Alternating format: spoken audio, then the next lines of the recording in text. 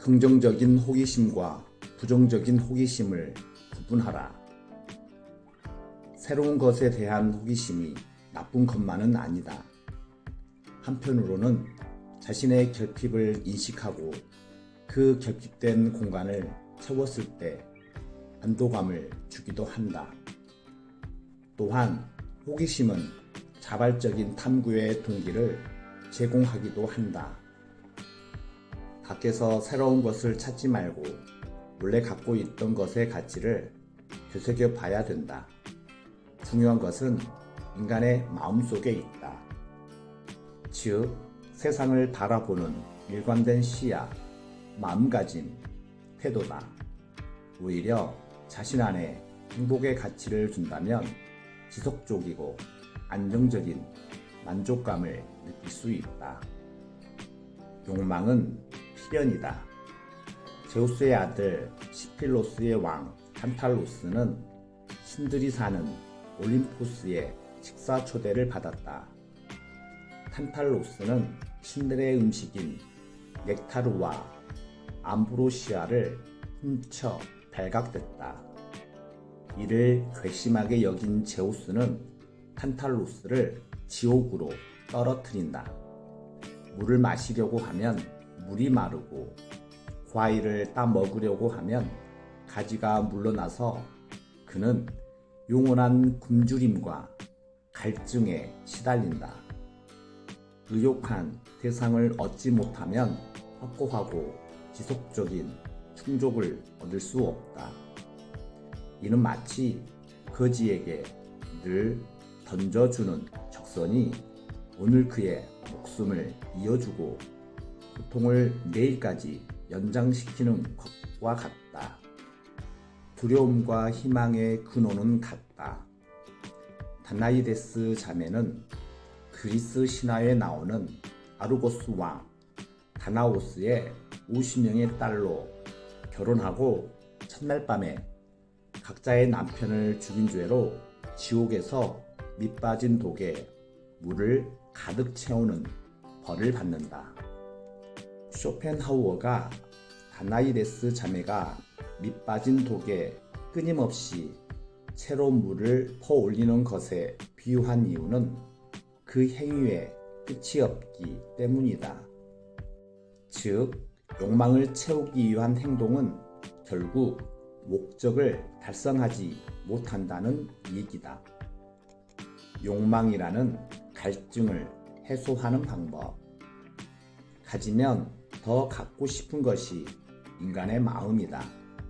하지만 죽을 때까지 다 쓰지 못하거나 죽을 때까지 다 갖지 못한다.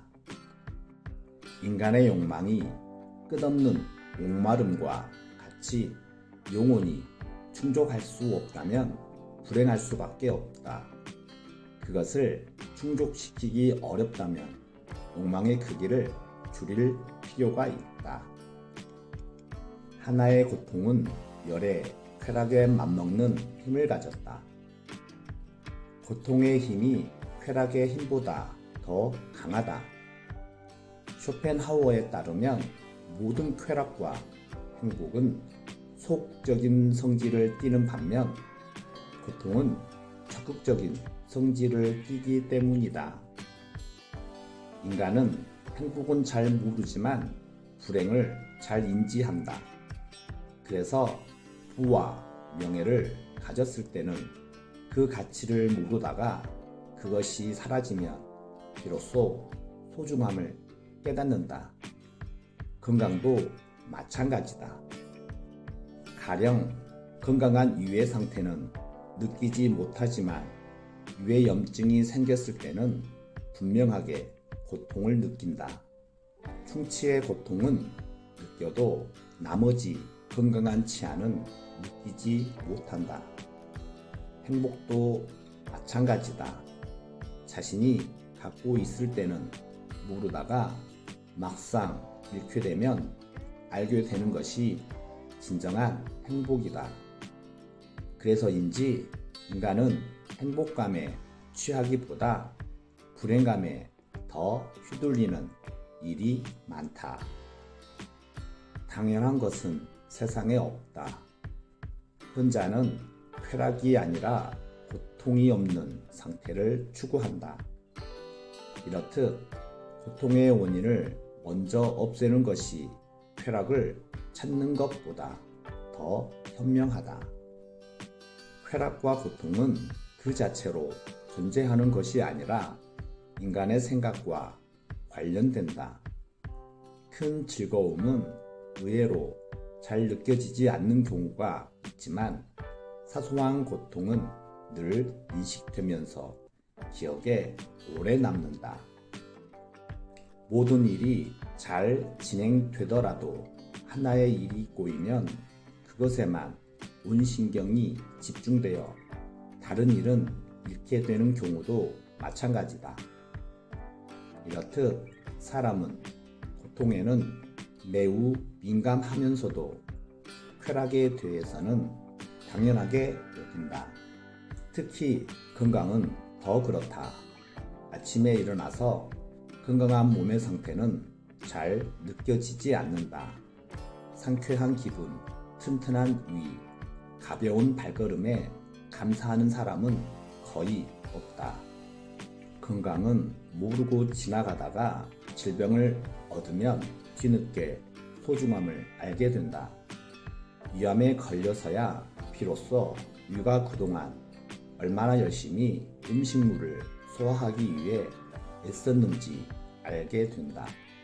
재물도 잃어봐야 그 가치를 알고 인간관계도 깨져봐야 그 소중함을 안다. 이처럼 쾌락보다 고통의 지속도와 강도가 훨씬 더 강하기 때문에 쾌락을 추구하기보다는 고통을 줄이는데 힘쓸 필요가 있다.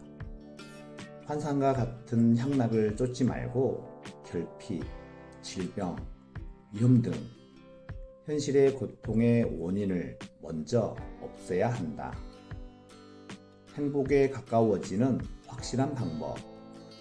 세상에서 가장 큰 행복을 누리는 사람은 역설적으로 덜 불행하게 살 수 있는 용기가 있고 고통을 그럭저럭 견뎌내면서 하루하루를 묵묵히 살아가는 사람이다. 어떤 사람이 행복한지 평가하는 기준은 성공, 부, 성취, 출세가 아니라 정신적으로, 육체적으로 겪는 고통의 정도다. 따라서 지금 고통이 없다면 지상에서 가장 큰 행복을 누리는 셈이다. 10가지의 행복을 추구하지 말고 한 가지의 고통을 피하도록 해야 된다. 즉, 쾌락을 적극적으로 추구할 것이 아니라 고통을 줄여나가는 것이 행복을 위한 일이다. 특히 건강에 대해서 병을 예방하는 일이 쾌락을 추구하는 일보다 더 중요한 것은 말할 필요가 없다. 왜 있는 그대로 인정해야 하는가? 타고난 성격이 그 사람의 일생을 결정한다고 생각해선 안 된다. 그것은 이미 운명이 결정됐다는 의미이기도 하다. 타고난 성격이 변하지 않는다고 가정하면 우리가 아무리 노력해도 행복과 불행이 이미 결정되어 인생이 바뀔 수 없다. 기질 속에 나의 길이 있다. 낙천적인 사람은 세상에서 더없이 행복을 누리고 우울한 사람은 염세주의자가 된다는 관점이다.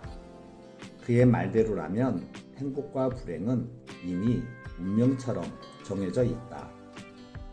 부유한 사람이든 가난한 사람이든 성공한 사람이든 실패한 사람이든 상황에 관계없이 타고난 성격에 의해 행복과 불행이 결정될 것이다.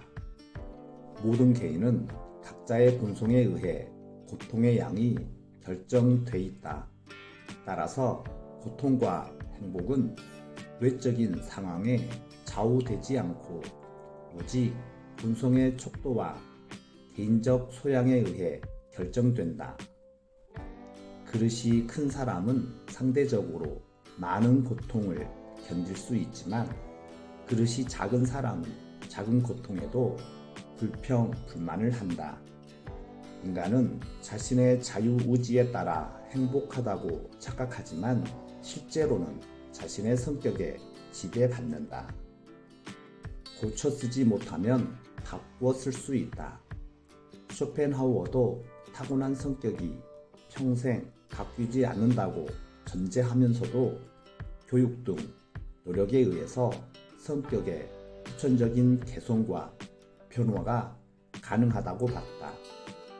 우리의 성격을 바꿈으로써 현상을 바라보는 시야를 넓힘으로써 세상을 다루고 풍부하게 볼 수 있다는 것이다. 행복은 지극히 주관적인 선택이다. 운동신경이 뛰어난 사람이 하루 종일 앉아 연구를 한다면 불행하다고 느낄 것이고 지적 능력이 뛰어난 사람이 하루 종일 운동이나 육체 노동을 해야 한다면 불행하다고 느낄 것이다. 행복은 각자의 능력과 개성, 취미에 따라 달라질 수밖에 없다.